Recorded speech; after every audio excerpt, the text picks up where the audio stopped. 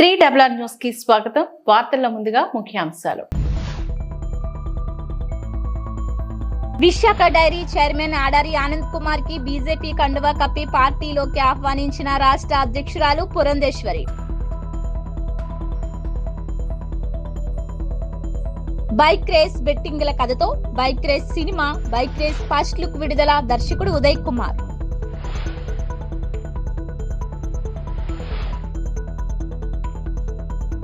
ముఖ్యమంత్రి పర్యటన ఏర్పాట్లను పరిశీలించిన సమన్వయకర్త క్షేత్రస్థాయి పరిస్థితులను వివరించి జేసీ జీవీఎంసీ కమిషనర్ నేవీ కమాండర్.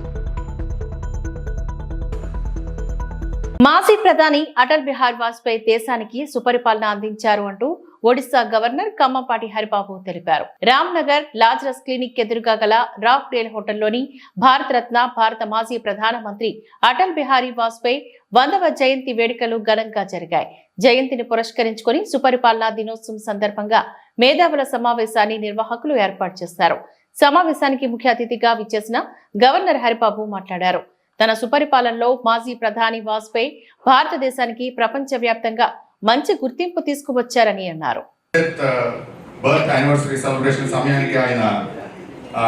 23 పార్టీల సమన్వయంతో 65,000 కోట్లతో 13,000 కిలోమీటర్లు 23 పార్టీల సమన్వయంతో 65,000 కోట్లతో 13,000 కిలోమీటర్లు ఉత్తరప్రదేశ్ నుంచి విడగొట్టి ఉత్తరాఖండ్ రాష్ట్రాన్ని 3 రాష్ట్రాలను ఏర్పాటు చేసినటువంటి యొక్క ఘనత వాజ్పేయి గారికి దక్కింది. ఏ రకమైన హింసకు తావు లేకుండా, ఏ రకమైన అలజడికి తావు లేకుండా, అప్పుడు బీహార్ ముఖ్యమంత్రిగా ఉన్నటువంటి లల్లూ ప్రసాద్ యాదవ్ గారు ఒక టైంలో నా శవం మీదుగా మీరు జార్ఖండ్ రాష్ట్రం ఏర్పాటు చేయాలని చెప్పాడు.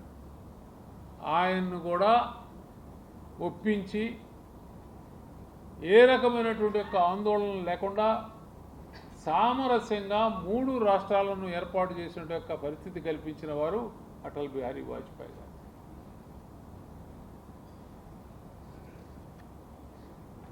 దాంతోపాటుగా విద్య అనేది చాలా ప్రాముఖ్యమైనది.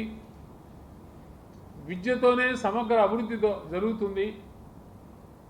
కాబట్టి 6 సంవత్సరాల నుంచి 14 సంవత్సరాల వరకు ఉన్నట్టు పిల్లలందరికీ ఉచిత విద్యలు ఇవ్వాలి అని చెప్పి సర్వశిక్ష అభియాన్ అనేటువంటి ఒక విద్యా కార్యక్రమాన్ని ప్రారంభించారు. ఫ్రీ ఎడ్యుకేషన్ ఫర్ చిల్డ్రన్ లో ఆలోచించలేకపోయారు. జాతీయ రహదారుల యొక్క నిర్మాణమే కాదు, బాగుంది, మీరు పట్టణాల మధ్య రోడ్లు వేస్తున్నారు, నగరంలో ప్రజలు తిరగటానికి బాగానే సరిపోతుంది, కానీ ఎటువంటి రోడ్డు లేకుండా వర్షం పడితే మోకాలు లోతు బురదలో నడుచుకుంటూ వెళ్లాల్సినటువంటి పరిస్థితి ఉన్న గ్రామాలు, వేలాది గ్రామాలు దేశంలో ఉన్నాయి. వ్యవసాయం చేసుకుంటూ వ్యవసాయ ఉత్పత్తుల్ని పండిస్తూ అటువంటి ఉత్పత్తుల్ని తేలిగ్గా పట్టణ ప్రాంతాలకు రవాణా చేసే సౌకర్యాలు లేకుండా ఉన్నటువంటి గ్రామాలు అనేక ఉన్నాయి. కాబట్టి గ్రామీణ ప్రాంతాలు కూడా అభివృద్ధి చెందాలంటే గ్రామాలను కూడా మంచి రోడ్లతో అనుసంధానం చేయవలసిన అవసరం ఉంది అని గుర్తించి ప్రధానమంత్రి గ్రామ సడక్ యోజన పేరుతో ఆ రోజున మొదటి దశలో 1000 మంది జనాభా ఉన్న ప్రతి గ్రామానికి రోడ్డు వేయాలని, తర్వాత కాలంలో 500 జనాభా ఉన్నటువంటి ప్రతి గ్రామానికి రోడ్లు వేయాలని ప్రధానమంత్రి గ్రామ Sadak Yojana phase 1, phase 2, phase 3 3 దఫాలుగా దేశంలో అమలు చేసి కలలో కూడా ఆ గ్రామ ప్రజలు మా గ్రామానికి తారు రోడ్డు వస్తుందని ఊహించినటువంటి గ్రామాలకి తారు రోడ్డు సౌకర్యాన్ని కల్పించడం ఘనత అటల్ బిహారీ వాజ్పేయి గారికి దక్కింది. విశాఖ డైరీ చైర్మన్ ఆడారి ఆనంద్ కుమార్ వైసీపీకి రాజీనామా చేసి బుధవారం రాజమండ్రి బీజేపీ కార్యాలయంలో బీజేపీ రాష్ట్ర అధ్యక్షురాలు పురంధేశ్వరి సమక్షంలో విజయవాడలో బీజేపీ కండువా కప్పుకున్నారు. ఈ సందర్భంగా రాష్ట్ర అధ్యక్షురాలు పురంధేశ్వరి ఆడారి ఆనంద్ కుమార్ కు బీజేపీ కండువా కప్పి ఆహ్వానించారు. ఆయనతో పాటు 12 మంది విశాఖ డైరీ డైరెక్టర్లు పార్టీలో చేరారు. ఈ కార్యక్రమానికి విశాఖ నుంచి ఉత్తర నియోజకవర్గ శాసనసభ్యులు విష్ణుకుమార్ రాజు, జిల్లా అధ్యక్షుడు మేడపాటి రవీంద్ర, పివిఎన్ మాధవ్, పలువురు బీజేపీ శ్రేణులు కూడా హాజరయ్యారు.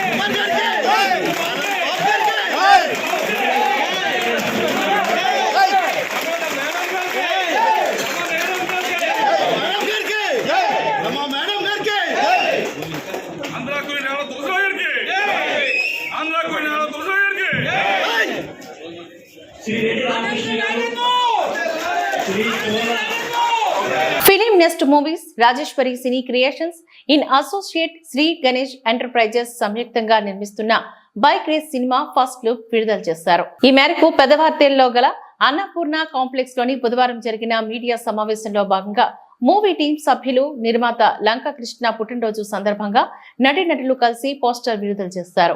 ఈ సందర్భంగా దర్శకుడు ఉదయ్ కుమార్ మాట్లాడుతూ, గతంలోని తస్మాత్ జాగ్రత్త, ఎంత పని చేశావ్ చంటి సినిమాల తరువాత తమ కొత్త సినిమా పేరు బైక్ రైస్ అని అన్నారు.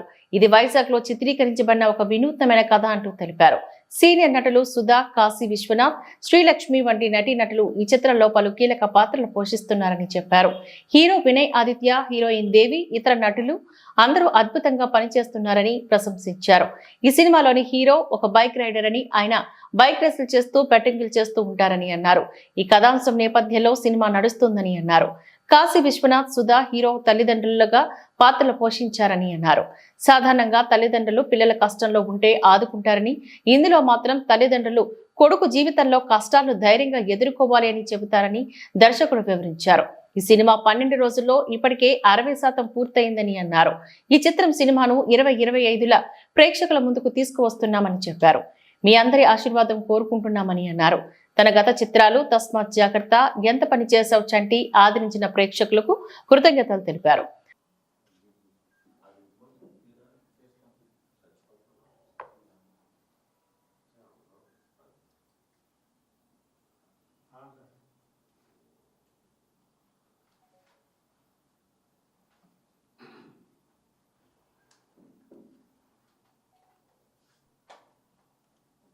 తస్మాత్ జాగ్రత్త, ఎంత పనిచేసా చంటి సినిమాలకి దర్శకుడిగా పనిచేశాను.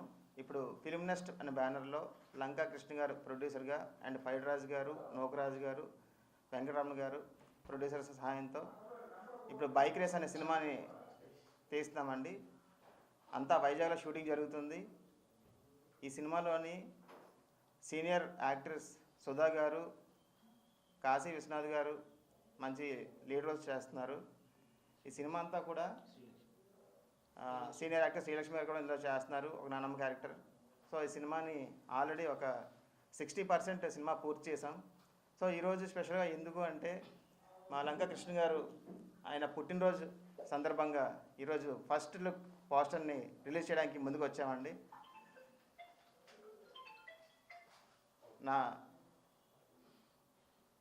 ఈ సంవత్సరం అక్టోబర్ 25 రిలీజ్ అయిన ఎంత పనిచేసా అంటే సినిమాని అందరూ ఆదరించారు, ప్రేక్షకులందరూ బాగా మెచ్చుకున్నారు అండ్ మీడియా మిత్రులు చాలా సపోర్ట్ చేశారు. సో అలాగే ఈ సినిమా 2025లో రిలీజ్ చేయడానికి సిద్ధంగా ఉన్నాం. ఈ సినిమా కూడా ఆదరిస్తారని, నాకు మంచి దారి చూపిస్తారని కోరుకుంటున్నానండి. థ్యాంక్ యూ సో మచ్ అండి.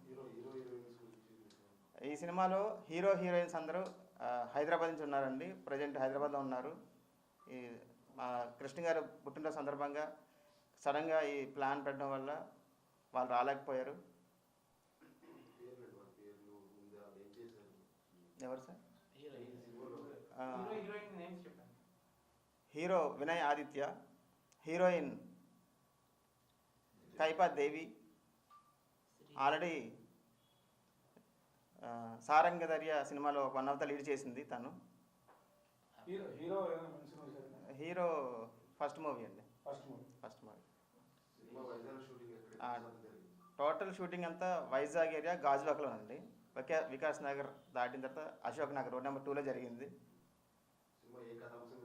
సినిమా అంతా కూడా ఒక బైక్ రేస్, హీరో క్యారెక్టర్ ఒక బైక్ రేస్ బెట్టింగ్స్ మీద తన లైఫ్ స్టార్ట్ అవుతుంది. ఆ బైక్ రేస్ అనంతరం తన లైఫ్ ఎలా మలుపు తిరిగింది అనేది కథ.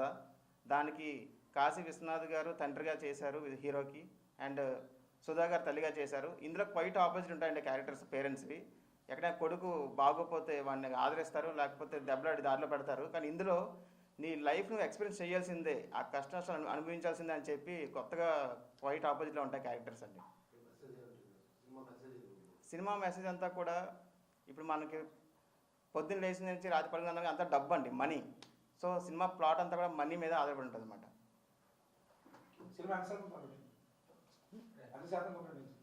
60% కంప్లీట్ అయిందండి సినిమా. ఇప్పటికీ 12 రోజులు షూట్ చేసామండి. 12 రోజుల్లో దగ్గర 60% సినిమా పూర్తి చేసాం. ఇక్కడికి వచ్చేసిన మీడియా మిత్రులందరికీ ధన్యవాదాలు. ఈరోజు నా పుట్టినరోజు సందర్భంగా ఈ పోస్టర్ లాంచ్ జరపడం చాలా ఆనందంగా ఉంది. ఈ కార్యక్రమానికి వచ్చేసిన పెద్దలందరికీ, అలాగే మా టీం అందరికీ, ఈ కార్యక్రమానికి వచ్చేసిన ప్రతి ఒక్కరికి ధన్యవాదాలు సార్. ఈరోజు చాలా ఆనందంగా ఉంది. నా బర్త్డే సందర్భంగా ఈ పోస్టర్ రిలీజ్ అనేది జరపడం చాలా ఆనందంగా ఉంది. ఈ అవకాశం ఇచ్చిన మా డైరెక్టర్ జాగ్రత్త, ఎంత పని చేసావు చంటి దర్శకులు అయినటువంటి ఉదయ్ కుమార్ గారు బైక్ రేస్ అనే చిత్రాన్ని నిర్మించడం జరుగుతుందండి. దానికి ప్రొడ్యూసర్లుగా కృష్ణ గారు, పైడిరాజు నూనెల, నోకరాజు గారు, వెంకటరమణ గారు వహిస్తున్నారు. ఈ బైక్ రేస్ అనేది ఇప్పుడు డైరెక్టర్ గారు వివరించారు. ఇది యూత్ని ఉద్దేశించి ఈ యొక్క సినిమాని తీయడం జరుగుతుందండి. ఈ సినిమాని ప్రతి ఒక్కరూ చూసి మమ్మల్ని ఆశీర్వదిస్తారని మరి కోరడం జరుగుతుందండి. ఎందుకంటే ఎంత పని చేయొచ్చు అంటే చిత్రం అనంతరం ఇమీడియట్లీగా ఒక కొత్త చిత్రాన్ని బైక్ రేస్ అనే ఒక సరికొత్త చిత్రంతో మా డైరెక్టర్ ఉదయ్ కుమార్ గారు ఈరోజు పోస్టర్ లాంచ్ చేయడం జరుగుతుంది. ఈరోజు ప్రత్యేకం ఏంటంటే ఇందులో ప్రొడ్యూసర్ అయినటువంటి లంకా కృష్ణ గారి పుట్టినరోజు సందర్భంగా ఈరోజు ఈ పోస్టర్ లాంచ్ అవుతుంది. ఈ మీడియా సమావేశానికి హాజరైనటువంటి ప్రొడ్యూసర్స్ అయినటువంటి పైడిరాజు గారికి, నోకరాజు గారికి, వెంకటరమణ గారికి, డిఓపి గారికి, మిత్రులందరికీ హృదయపూర్వక నమస్కారాలు.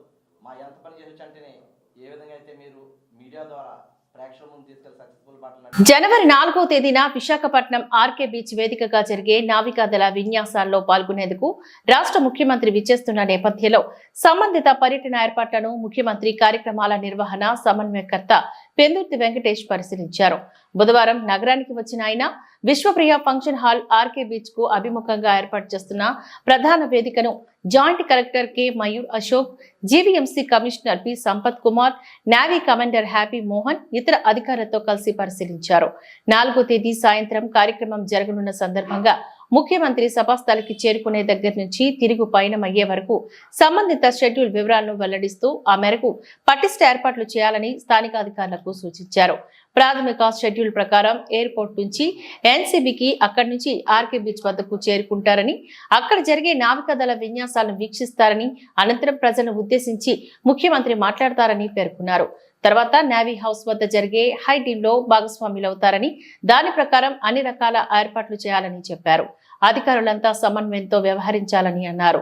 క్షేత్రస్థాయి పరిస్థితులను జిల్లా అధికార యంత్రాంగం నుంచి చేపట్టే చర్యలను joint collector, GVMC commissioner, navy commander సమన్వయకర్తకు వివరించారు. వివిధ విభాగాల జిల్లా స్థాయి అధికారులు, పోలీస్ అధికారులు తదితరులు ఈ కార్యక్రమంలో పాల్గొన్నారు.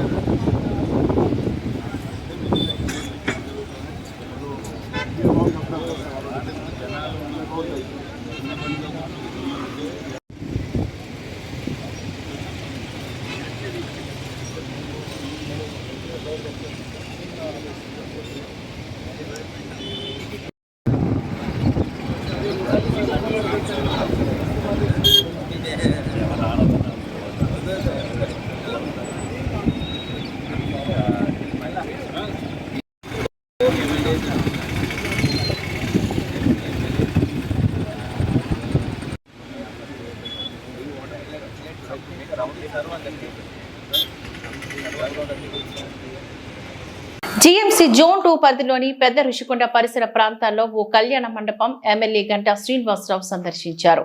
2014 టు 2019 సంవత్సరంలో తెలుగుదేశం ప్రభుత్వంలోని సుమారు ₹1 కోటి పైగా నిధులతోని 40 లక్షలకు పైగా కార్పొరేషన్ నిధులతో ప్రారంభించినటువంటి కళ్యాణ మండపం 10 ఏళ్లు గడిచినప్పటికీ పూర్తి స్థాయిలో నిర్మాణం కాకపోవడం తీవ్ర అసంతృప్తిగా భావించాలని అన్నారు. 2014 నుంచి 2019 తెలుగుదేశం ప్రభుత్వంలో 80% పూర్తయిన కళ్యాణ మండపం ఓ ప్రైవేటు వ్యక్తి స్వాధీనం చేసుకున్నప్పటికీ స్థానికులు వెంటనే ఈ విషయాన్ని ఎమ్మెల్యే గంటా శ్రీనివాసరావు దృష్టికి తీసుకువెళ్లగా అధికారులను ఈ విషయంపై తగిన చర్యలు తీసుకోవాలని గంటా శ్రీనివాసరావు ఆదేశించడం జరిగింది. మరో 2-3 నెలల్లో పూర్తి స్థాయిలో కళ్యాణ మండపం నిర్మాణం పూర్తి చేసి ప్రజలకు అందిస్తామని అన్నారు. ఈ కార్యక్రమంలో స్థానిక నాయకులు, ప్రజలు తదితరులు పాల్గొన్నారు. జీవీఎంసీ పరిధిలో ఉన్న ఈ కళ్యాణ మండపం 2014-19 అప్పటి తెలుగుదేశం ప్రభుత్వం, నేను అప్పుడు స్థానిక ఎమ్మెల్యేగా మంత్రిగా ఉన్న టైంలో స్టార్ట్ అయిన వర్క్ ఇది. ₹1 కోటి పైగా దీంతో దాదాపు ₹40 లక్షల కార్పొరేషన్ నిధులు, అలాగే అప్పుడు ఎంపీగా ఉన్న కమ్మపాటి హరిబాబు గారి నిధులు, అలాగే రాజ్యసభ సభ్యులుగా ఉన్న మోపిదేవి వెంకటరమణ గారి నిధులు అందరితో కలిపి ఈ కళ్యాణం కంప్లీట్ చేయడం జరిగింది. అయితే ఇంకా కొంత అసంపూర్తిగా ఉన్న పనులు కొన్ని ఉన్నాయి. ఫస్ట్ ఫ్లోర్లో ఏదైతే ఫ్లోరింగు, అలాగే చుట్టూ కావాల్సిన టైల్స్ ఇవన్నీ వేస్తే మొత్తం యూటిలైజేషన్ వస్తుందని చెప్పి అధికారులు చెప్పడం జరిగింది. కాకపోతే ఏంటంటే 10 ఏళ్ళు అయినా కూడా ఇప్పటికి ఇంకా కూడా అసంపూర్తిగా ఉండటం చాలా దురదృష్టం. దాన్ని మా దృష్టికి తెచ్చిన వెంటనే ఈరోజు విజిట్ చేయడం జరిగింది. ఇది ఇన్ని రోజులు కూడా కొంతమంది ప్రైవేటు వ్యక్తుల ఆధ్వర్యంలో వాళ్ళ స్వాధీనంలో ఉందని చెప్పి కూడా చెప్పడం జరిగింది. దానికి జీవీఎంసీ అధికారులు కూడా చెప్పి దాన్ని వెంటనే హ్యాండ్ ఓవర్ చేసుకుని చెప్పడం జరిగింది. ఒక 3-4 monthsలో ఆ బ్యాలెన్స్ వర్క్ కూడా కంప్లీట్ చేసి దీన్ని త్వరలో ప్రజలకి అందుబాటులోకి తెచ్చేదానికి అన్ని రకాల ప్రయత్నాలు చేస్తాము. ఈరోజు ప్రభుత్వాలు ఇటువంటి అసంతృప్తిగా ఉన్న కోణాలు చాలా ఉన్నాయి. గతంలో 2014-19లో ఏదైతే మనం వర్కులు మొదలుపెట్టి దాదాపు 80%-90% కంప్లీట్ అయ్యి కార్పొరేషన్ పరిధిలో ఇటువంటి కళ్యాణ మండపాలతో పాటు కొన్ని పార్కులు కావచ్చు, కొన్ని ఇతర భవనాలు కావచ్చు, అవన్నీ కూడా మన కార్పొరేషన్ అధికారులతో చెప్పి లిస్ట్ అవుట్ చేయమన్నాం. మిగతా వాటిలో కూడా ఏదైతే వర్కులు కమెన్స్ అయ్యి కొద్దిగా బ్యాలెన్స్ 10%-20% చేస్తే అవి యూటిలైజేషన్లోకి వస్తే అటువంటి వర్కులు లిస్ట్ అవుట్ చేసి అవి ప్రయారిటీ పెట్టుకుని అవన్నీ కూడా కంప్లీట్ చేయాలని కూడా ఒక నిర్ణయం తీసుకున్నాం. ఇవే కాకుండా మధురవాడలో కొన్ని ఉన్నాయి, మిగతా ప్రాంతాల్లో కూడా ఉన్నాయి. అన్ని లిస్ట్ అవుట్ చేసి అవన్నీ కూడా త్వరలోనే కంప్లీట్ చేసి పబ్లిక్ అందుబాటులో తేవాలని కూడా డిసిషన్ తీసుకున్నాం. అనకాపల్లి జిల్లా పరవాడ మండలం ఫార్మాసిటీలో రక్షిత్ డ్రగ్స్ ప్రైవేట్ లిమిటెడ్ పరిశ్రమలో తెల్లవారుజామున ప్రొడక్షన్ బ్లాక్ 1లో హైడ్రోజన్ సల్ఫైడ్ వాయువులు విడుదలవడంతో ఒరిస్సా రాష్ట్రానికి చెందిన 2 కార్మికులు అస్తవ్యస్తకు గురయ్యారు. వీరిని హుటాహుటిన గాజ్వాక సమీపం శీలానగర్ కిమ్స్ ఆసుపత్రికి తరలించారు. వరుస ప్రమాదాలపై అటు కార్మికులు, కార్మిక సంఘాల నేతలు ఆందోళన వ్యక్తం చేస్తున్నారు. జరిగిన ప్రమాదంపై సమగ్ర విచారణ చేపట్టాలని pharma city staff and workers union గౌరవ అధ్యక్షుడు గణిశెట్టి సత్యనారాయణ డిమాండ్ చేశారు. ఈ మేరకు ఆయన ఆసుపత్రి వద్ద మీడియాతో మాట్లాడుతూ పరిశ్రమల్లో భద్రతా ప్రమాణాలు పాటించడం, కార్మికుల రక్షణ వంటి చర్యలు పటిష్టంగా చేపట్టాలని డిమాండ్ చేశారు. సంబంధించిన పరిశ్రమల యాజమాన్యాలపై ప్రభుత్వం చర్యలు తీసుకోవాలని వారు కోరారు. వన్ కుమార్, టెక్కలి మోహన్, శ్రీనివాసు, వెంకటేశ్వరరావు, తాంట సన్యాసిరావు, అరుణ, భవానీ, నాయకులు, కార్యకర్తలు తదితరులు ఈ కార్యక్రమంలో పాల్గొన్నారు. ఏదైతే ఉదయం షిఫ్ట్ మొదలయ్యే టైం 5:40 గంటల టైంలో కార్బన్ డైఆక్సైడ్ లీక్ వల్ల ఒక 2 ఎంప్లాయీస్ అస్వస్థతకు గురవటం, అది పీల్చటం వల్ల వాళ్ళు స్లబ్బర్ దగ్గర ఉన్నారు. ఆ స్లబ్బర్ దగ్గర ఉండటం వల్ల ఆ ఏరియాలో జరిగిన లీక్ వల్ల వాళ్ళు కార్బన్ డైఆక్సైడ్ ఎక్కువగా పీల్చటం వల్ల 2 కూడా మొహం తిరిగి పడిపోవటం, వాళ్ళు ఇమీడియట్గా అక్కడ వాళ్ళ దగ్గర ఉన్న ఫస్ట్ ఎయిడ్ చేసి కిమ్స్ హాస్పిటల్కి తరలించడం జరిగింది. ఒక అతని ఆరోగ్యం, వీళ్ళిద్దరూ కూడా ఒరిస్సాకి చెందిన అక్కడ లేబర్గా చేస్తున్నారు. దేవ్ సింగ్ ఒక అతను, ఉగ్రేశ్వర్ గౌడ్ అని చెప్పి ఇంకొక అతను. వీళ్ళిద్దరూ లేబర్ పోస్టులు, ఒరిస్సాకి చెందిన వాళ్ళు. మరి ఎన్ని జాగ్రత్తలు తీసుకుంటున్నప్పటికీ, ఎన్ని విధాల ప్రభుత్వం నుంచి కానీ మా నుంచి పొలిటికల్గా కానీ ఎన్ని హెచ్చరికలు జారీ చేసినా, ఎంత జాగ్రత్తల కోసం మనం మీటింగ్లు పెట్టినప్పటికీ కూడా దురదృష్టం ఎక్కడో చోట ఏదో సంఘటన జరుగుతూ ఉంది.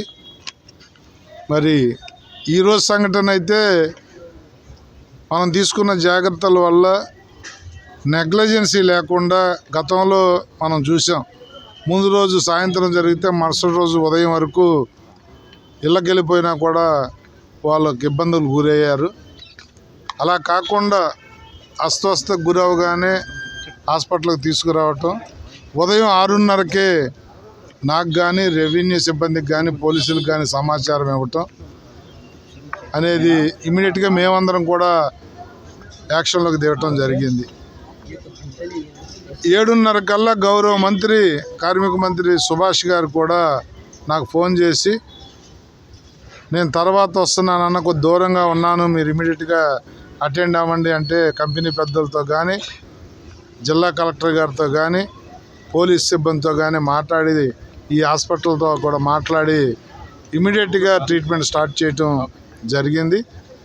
మరి ఇద్దరిలో ఒక అతనైతే స్టెబుల్గా ఉన్నాడు, అబ్జర్వేషన్లో పెట్టారు, అతనికైతే ఏ విధమైన ఇబ్బంది లేదు. రెండో అతను వెంటిలేషన్ మీద ఉన్నాడు. అతను కొద్ది ఎక్కువగా ఈ కార్బన్ డైఆక్సైడ్ పీల్చడం వల్ల దాన్ని పంపౌట్ చేయటం అనేది మెడికల్ ప్రక్రియ ద్వారా చేస్తూ ఉన్నారు. అతను అనేది 48 గంటలు గడిస్తే కానీ ఎంతవరకు లోపల తీసుకున్నాడు, బాడీలో ఎంత స్ప్రెడ్ అయ్యింది, ఎంత కార్బన్ డైఆక్సైడ్ని బయటికి రిమూవ్ చేయగలరనే దాని మీద ఆధారపడి ఉంది. అతనిది ఎవ్రీ 4 అవర్స్కి కూడా హెల్త్ బులెటిన్ ఇస్తామని చెప్పారు. అతనిది 2 రోజులు పడుతుంది కోలుకోవటానికి, కానీ ఏదన్నా ఇబ్బంది ఉన్నా కూడా చెప్పడానికి. మరి ఈ దుర్ఘటన జరగటం అనేది తీవ్రంగా ఖండిస్తూ ఉన్నా. కంపెనీలు ఇంకా జాగ్రత్తలు తీసుకోవాలని చెప్పి మనవి చేస్తూ ఉన్నా. పోలీసులకు సవాల్గా మారిన పిఎం పాలెం పోలీస్ స్టేషన్ పరిధి పనోరమా హిల్స్ బహుళ అంతస్తుల సముదాయంలో జరిగిన దొంగతనం కేసులో పిఎం పోలీసులు అత్యంత చాకచక్యంగా వ్యవహరించి అంతర్రాష్ట్ర గ్యాంగ్ మెంబర్ ని అరెస్ట్ చేశారు. PM Palem crime police station లో ADCP crime M Mohan Rao, north ACP A Venkatrao విలేకరుల సమావేశం నిర్వహించి వివరాలను వెల్లడించారు. గత ఆగస్టు నెలలో లా కాలేజ్ రోడ్ లో గల పనోరమా హిల్స్ లో నివాసం ఉంటున్న డాక్టర్ దంపతులు పని మీద వేరే ఊరు వెళ్లిన సందర్భంలో దొంగతనం జరిగిందని బాధితులు ఫిర్యాదు చేయడం జరిగిందని చెప్పారు. ఘటనా స్థలంలో దొరికిన ఫింగర్ ప్రింట్ ఆధారంగా ఈ అంతర్రాష్ట్ర ముఠా మధ్యప్రదేశ్ కు చెందిన వారని తేలింది.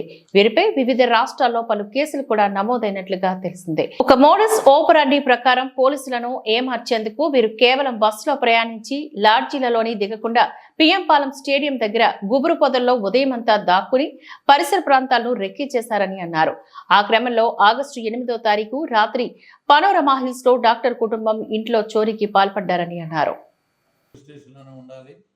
ఒకసారి పిఎం పాలెం ఎస్ఐ వెళ్తే, ఒకసారి భీమిలి ఎస్ఐ, ఒకసారి ఆనందపురం ఎస్ఐ, ఒకసారి పద్మనాభ ఎస్ఐ, మళ్ళీ వీళ్ళకి రిలీఫ్గా ఏఎస్ఐలు ఉంటే ఏఎస్ఐ, బాలరాజు, ఇలా అంటే కంటిన్యూషన్ ఫాలోఅప్ చేసేటప్పటికి ఏమైందంటే మనకి ఒకరోజు A2 దొరకడం జరిగింది. అంటే ఇందులో ఒక 4 మెంబర్స్ ఉన్నారు. ఇంకా దీనిలో ఉండొచ్చు, అంటే ఇది పత్రికాముఖంగా 4 కన్ఫర్మ్ చేయలేము. ఇంకా రన్నింగ్లో మాకు అది ఇన్వెస్టిగేషన్లో మళ్ళీ మాకు తెలుస్తుంది. దాంట్లో ఏంటంటే A1గా కుందన్ అనేసి ఒక ఇంపార్టెంట్ గ్యాంగ్ లీడర్ అన్నమాట. ఈ కుందన్ ఆధ్వర్యంలో ఈ సురేష్ అనారాయణనాథ్ను, ఆ తర్వాత ఇది పిఎం పాలెం కేసు, ఇది చాలా ఇంపార్టెంట్ కేసు. 8వ నెల 8వ తారీఖున ఒక ఇంపార్టెంట్ అఫెన్స్ జరిగింది. అది గేటెడ్ కమ్యూనిటీకి సంబంధించిన పనోరమా హిల్స్, మీ అందరికి ఐడియా ఉంటుంది. పనోరమా హిల్స్లో అఫెన్స్ జరిగింది. ఇది డాక్టర్ గారు వస్తున్నమాట. ఆ డాక్టర్ గారు ఇచ్చిన వాళ్ళు ఏంటంటే 8వ తారీఖున ఉదయం బయలుదేరి కాకినాడ వాళ్ళకి భీమవరం ఏదో ఒక సొంత పని మీద వాళ్ళు వైఫ్ అండ్ హస్బెండ్ వెళ్ళడం జరిగింది. మళ్ళీ 9th వచ్చారు. 9th చూసుకునేటప్పటికి వాళ్ళ ఇంట్లో దొంగలు పడ్డారనేది వాళ్ళకి తెలిసింది. దాని మీద పోలీస్ కంప్లైంట్ ఇవ్వడం జరిగింది. మెయిన్ ఇందులో ఇంపార్టెంట్ ఏంటంటే సీతామహాలక్ష్మి సంధ్యాదేవి అన్నమాట ఆవిడ పేరు. Facility Venkata Sitamahalakshmi Sandhya Devi, wife of Venkateswara, ఇప్పుడు కేజీహెచ్లో డాక్టర్. అది గేటెడ్ కమ్యూనిటీ అంటే చాలా వరకు ఎటువంటి ఇబ్బందులు లేకుండా అన్ని రకాల సెక్యూరిటీ అన్నీ ఉంటాయి. మీ అందరికీ తెలిసిన విషయమే. చాలా అన్ని ఏర్పాట్లు కూడా లోపల ఉంటాయి కనుక అక్కడ ఎటువంటి ఇన్సిడెంట్లు జరగవు కామన్గా. కానీ ఆ చిన్న చిన్న లూపోల్స్ కూడా చూసి వీళ్ళు దొంగలు పడ్డం అనేది మాకు కూడా ఆశ్చర్యం కలిగించింది. ఉంది దాంట్లో సెక్యూరిటీ కూడా విపరీతంగా ఉంది. దానిలో వాళ్ళు ఏంటంటే నైట్ ఎప్పుడైతే చూశారో మరుసటి రోజు వెంటనే చెప్తే పిఎంపాలెం ఎస్ఐ అండ్ స్టాఫ్ అదేవిధంగా ఇన్స్పెక్టర్ కూడా ఇమీడియట్లీ అటెండ్ అయ్యారు. తర్వాత సీనియర్ ఆఫీసర్స్ అందరూ కూడా, నేను నాతో పాటు డీసీపీ గారు అందరూ కూడా అటెండ్ అవ్వడం జరిగింది. టెక్నికల్గా మాకున్న అనేకమైన సోర్స్ని బిల్డప్ చేసుకుంటూ చూస్తే ఒక 10 రోజుల తర్వాత నేరం జరిగే విధానాన్ని వాటిని అంచనా వేసి ఏ గ్యాంగ్స్ చేస్తుంటాయి ఇవన్నీ కూడా మాకున్న ఎక్స్పీరియన్స్తో చూడడం జరిగింది. అది అంతర్రాష్ట్ర ముఠా దొంగలు అని చెప్పి మాకు అర్థమైంది. ఇది మధ్యప్రదేశ్కి సంబంధించిన తార్ గ్యాంగ్ అని చెప్పి అంటారు దీన్ని. ఈ తార్ గ్యాంగ్లో అది ఆ ఏరియా అంతా కూడా తాండా పిఎస్ అని చెప్పి పోలీస్ స్టేషన్ లిమిట్స్లో ఉంటుంది. వాళ్ళంతా కూడా గ్యాంగ్స్ కింద ఏర్పడి చాలా ఏరియాల్లో, మన దగ్గర కాదు, తమిళనాడు, కర్ణాటక, ఆంధ్రప్రదేశ్, మహారాష్ట్ర చాలా ఏరియాల్లో అఫెన్సెస్ చేస్తారు. గ్యాంగ్స్ కింద వెళ్ళిపోయి 4 లేదా 5 ముగ్గురు లీస్ట్గా వచ్చి అఫెన్సెస్ చేస్తారు. వీళ్ళని మీరు చెడ్డీ గ్యాంగ్ అని అలా రకరకాలుగా పిలుస్తుంటారు. వాళ్ళు ఏంటంటే ఇక్కడికి వైజాగ్ బై బస్సులో రావడం జరిగింది. అంటే ఒక 5-6 బస్సులు మారి వైజాగ్ వచ్చి మన క్రికెట్ స్టేడియం దగ్గర దిగి ఈ ఏరియాలోనే ఉంటూ వాళ్ళు ఎక్కడ లాడ్జీలో కానీ ఎక్కడ దిగరు. వాళ్ళ అమ్మ ఏంటంటే లాడ్జీలో దిగరు, పగలంతా బుషెస్ ఎక్కడ ఉంటాయి అక్కడ ఉండిపోతారన్నమాట. తుప్పల్లోని డబ్బుల్లోని ఉండిపోతారు. అంతేగాని లాడ్జీలో కానీ అక్కడ దిగి అక్కడ ఉండడం, మంచిగా పొజిషన్లో ఉండరు. దానివల్ల కూడా పోలీస్కి ఎక్కువగా దొరికే అవకాశం ఉండదు. ఎక్కడ కూడా ఆధార్ కార్డు ఇవ్వడానికి కానీ ఉండదు. బుషెస్లో ఉంటారు. పగల అంతా ఉన్న తర్వాత సాయంత్రం అయిన తర్వాత ఒకసారి రెక్కీ అంటారు అనమాట. రెక్కీ చేసుకుంటారు ఏ ఏరియాలో మనం అఫెన్స్ చేయాలి ఏంటి అనేది. ఆ విధంగా వాళ్ళు 6వ తారీఖున ఇక్కడికి రావడం, 6వ తారీఖున క్రికెట్ స్టేడియం దగ్గర నుంచి ఇవన్నీ వెరిఫై చేసుకున్నారు. భారత్లో అతిపెద్ద pure play EV company Ola electric చిన్న పట్టణాలు, తాలూకాలకు విస్తరిస్తోంది. అందులో భాగంగా పెందుర్తి జంక్షన్ లో ఓలా షోరూం సర్వీస్ సెంటర్ ను మాజీ కార్పొరేటర్ సరగడం చిన్నప్పలనాయుడు ప్రారంభించారు. ఈ సందర్భంగా ఆయన మాట్లాడుతూ ఎలక్ట్రిక్ వెహికల్స్ తో పర్యావరణానికి హాని ఉండదని అన్నారు.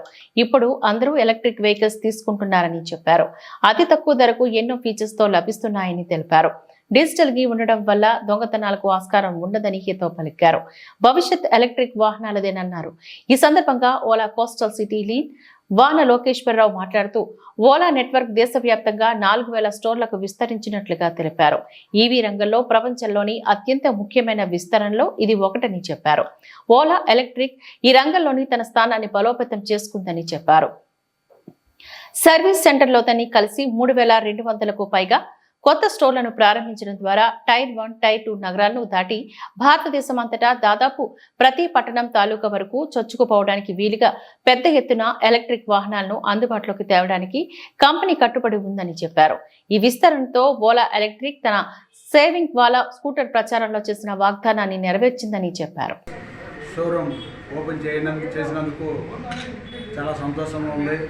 పెందుర్తి పరిసర ప్రాంతాల్లో ఉన్నటువంటి మధ్యతరగతి కుటుంబీకులు అందరూ కూడా ఈ ఓలా బైకులు వాడుకొని ప్రతి నెల కూడా ఇంచుమించుగా ఒక 4-5 వేల రూపాయలు ఈ పెట్రోల్లో ఆదా చేసుకొని ఈ డబ్బుతో ప్రతి నెల మనకి ఇన్స్టాల్మెంట్ మీద వెహికల్ తీసుకుని ఈ డబ్బులు దానికి అడ్జస్ట్ అయ్యే విధంగా ఇది ప్లాన్ చేసినటువంటి కంపెనీ.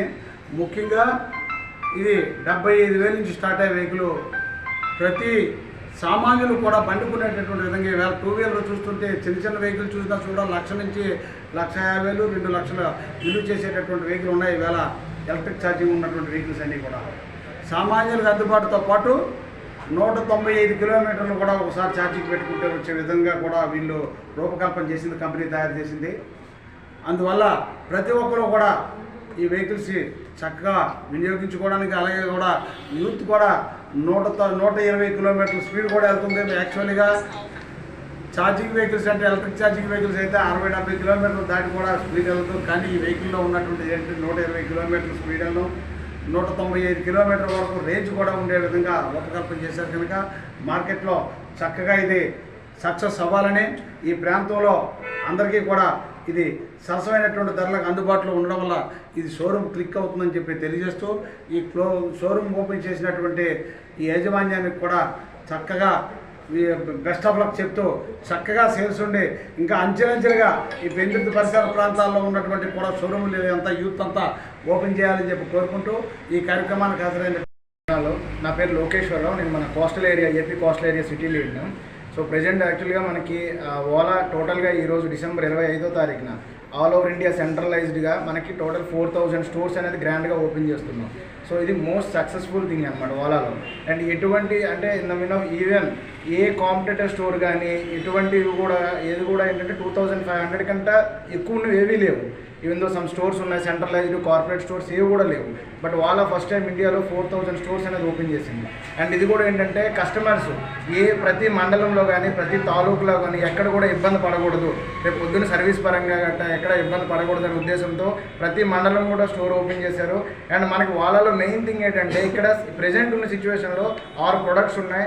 అంటే ఒక మధ్యతరగతి నుంచి కూడా మనకి టాప్ రేంజ్ వరకు లైక్ S1 Pro అనేది టాప్ రేంజ్ వరకు కూడా అన్ని రకాల అంటే అన్ని ప్రైస్ వ్యత్యాసాల్లో కూడా మనకి అవైలబుల్గా ఉందన్నమాట ఇది. సో దీన్ని కస్టమర్లు అందరూ కూడా కొద్దిగా సక్సెస్ఫుల్గా ముందుకు తీసుకెళ్తారని కోరుకుంటూ సెలవు తీసుకుంటున్నాను. ఫస్ట్ ఆఫ్ ఆల్ ఈ స్టోర్స్ 4000 స్టోర్స్ని ఈ మా ఓలా మేనేజ్మెంట్ ఓపెన్ చేయడం ఈరోజు. దాంతోపాటు ఓలా సర్వీస్ స్టోర్స్తో పాటు సర్వీస్ కూడా దాంతోపాటు ఇవ్వడం కూడా జరుగుతుంది. నెక్స్ట్ ఏంటంటే సర్వీస్ అనేది కస్టమర్స్కి అందుబాటులో ఉండేట కోసం ఇది ఛాలెంజ్ రెవల్యూషన్ తీసుకొచ్చింది. ఇంతవరకు ఇన్ని సెంటర్స్ ఎక్కడ అదర్ కాంపిటీషన్స్ ఎక్కడ లేవు. ఓలా ఒకటే ఫస్ట్ ఛాలెంజ్ తీసుకుంది. ఇది కూడా కస్టమర్స్కి అందుబాటులో దగ్గరగా ఉండాలి, కస్టమర్స్కి రీచ్ అవ్వాలి అనే కామన్ మ్యాన్కి ఎంత దగ్గరగా రీచ్ అవుతే అంత సస్టైనబిలిటీ అవుతుంది అనేది కంపెనీ కాన్సెప్ట్. ఆ కాన్సెప్ట్ పరంగానే ఈరోజు ప్రతి సర్వీస్ స్టోర్స్లో సర్వీస్ సెంటర్ కామన్గా అటాచ్ అయి ఉంటుంది. అంటే కస్టమర్ కొనుక్కున్న కస్టమరు ఎక్కడికి వెళ్ళిన సర్వీస్ సెంటర్ వెతుక్కున్న అవసరం లేదు, సర్వీస్ సెంటర్ వాళ్ళ ముందు ఉంటుంది. అది కాన్సెప్ట్ ఈరోజు కాన్సెప్ట్. సో ఆ కార్యక్రమంలోని ఈరోజు ఫస్ట్ విడతగా మేము ఓపెన్ చేయడం జరిగింది. సో మేము సక్సెస్ అనేది కస్టమర్ ఎప్పుడైతే సర్వీస్ సెంటర్ తీసుకొని వచ్చేటప్పటికి అతనికి. ఈ వార్తలు ఇంతటితో సమాప్తం. నమస్కారం.